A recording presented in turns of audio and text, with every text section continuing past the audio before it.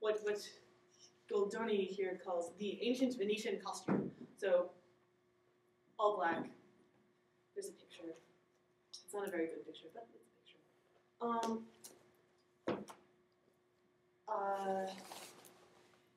He is torn between his incredibly miserly ways and his sexual drive.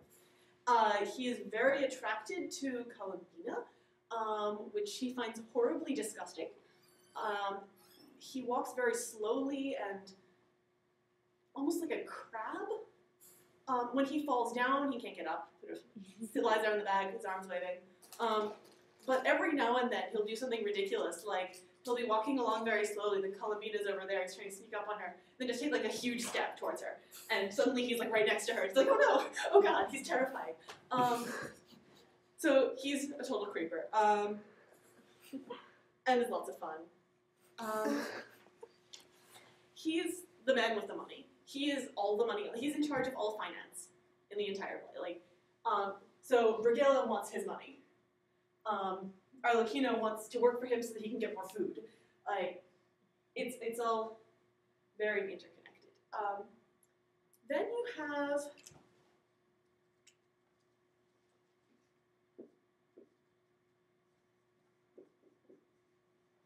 Il Dottore, the doctor. This is the one that we see the most around campus. His mask is actually very different from the other masks, which makes him very easy to spot.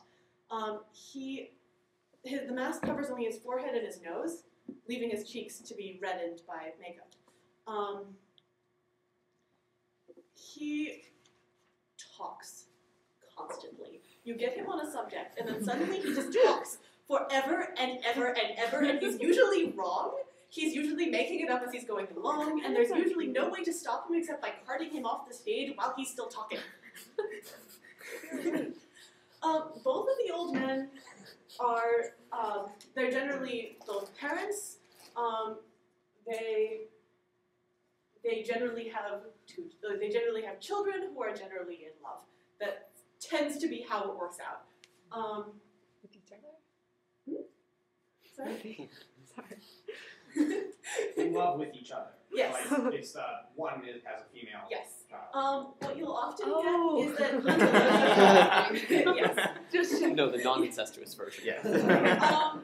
What you sometimes get, if any of you guys, I believe that this is from The Miser by Moliere, where Pantalone falls in love with the same woman that his son is in love with, making it uber creepy, which is always nice.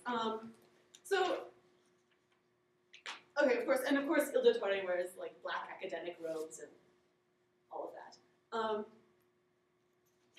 So then you have, before I get to the lovers, who are really central to the action, I'm going to talk about Il Capitano, who sort of floats. He comes in on the water. He experiences buoyancy. No, not at all. He generally comes from out of town. He's always a loner. He claims to be a soldier. He has this, great backstory about how wonderful a soldier he is, about his great, aristocratic lineage or whatever, and about, he has long, well-developed war stories that are all lies. His costume is very satirical. It's supposed to look like a soldier, but then it doesn't quite work. The boots don't match, or something just is wrong. He gives the semblance of being very brave, and when he walks, it's all about presentation. He wants to show people that he's very strong and powerful and brave, but then he sees a mouse, screams like a little girl, and runs away. He's not at all who he says he is.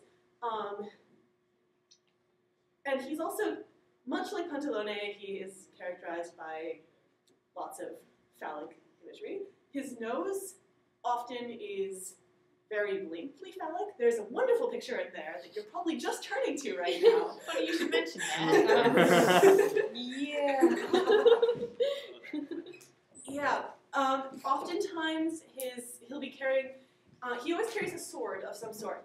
Either it's way too heavy for him to lift, Or sometimes he'll have a very large scabbard, but then he'll pull the sword out and it's a little tiny dagger. He has interesting relationships with Franceschina, who, as a much more sexual character, he will go off and have sex with her, and she'll leave very dissatisfied, given that she expects so much more.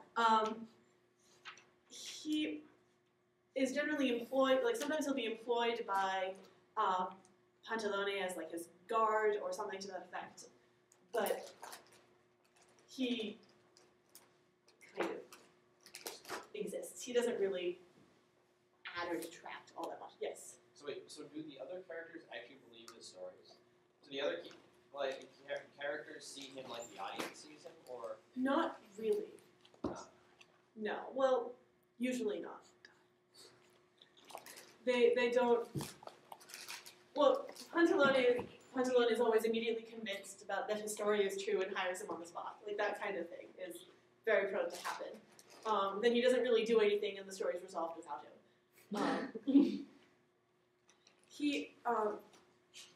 When Commedia dell'Arte came to Spain, the character developed even further and became very distinctly Spanish in a way that is hard for me to like shrug off and forget because it's actually very cool. He spoke with a rather peculiar accent and was satirized even further in Spain than it was anywhere else. It's so apt. So then we get to the lovers, who are really central to everything. They are what drive the entire plot. They are in love with the idea of love. They claim to be in love with each other, but who really knows? They don't really see each other that much, so we don't know for sure. Whenever they're talking to the person that they love, they go towards them and closer, then suddenly, right when they're about to touch, they pull away because they're scared or something. Like there's this force that keeps pulling them apart.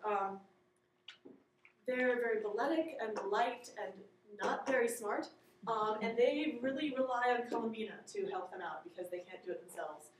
As soon as they think that they'll never be able to marry the one that they love, they threaten to go commit suicide or just do something absurd and go and become a nun or one way or another.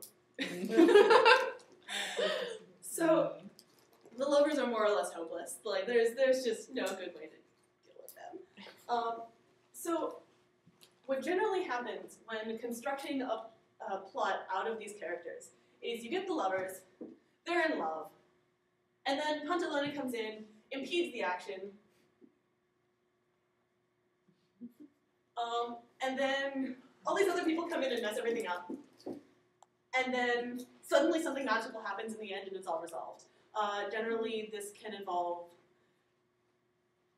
just suddenly discovering that so-and-so is someone else's nephew, and like, you guys all saw a funny thing happen on the way to the forum. Yeah. That kind of ending is like totally classic. Like suddenly it's mysterious lost children. Oh, how did we ever see that coming? Oh, I don't know. So that's more or less how the play is constructed. So when Commedia dell'Arte moved through the rest of Europe, it left very large marks. In France, we see its influence on Molière. Almost all of his plays are very distinctly related to Commedia dell'Arte. He took some liberties with them, obviously, and so in the Doctor and Spiders himself, for instance, he doesn't necessarily start out as Il Dottore, but he becomes Il Dottore very quickly. And when it came to England, we get two main effects. So, no, I like that there. Oh well, I'll work here. So, England. It's an island. So in England, we have two big marks. The first one is Punch and Judy. Punch and Judy comes from the lesser-known commedia masque Punchinella, which means little chicken. I don't really like him, but he's not really meant to be liked. He is always married, he's sort of a jerk.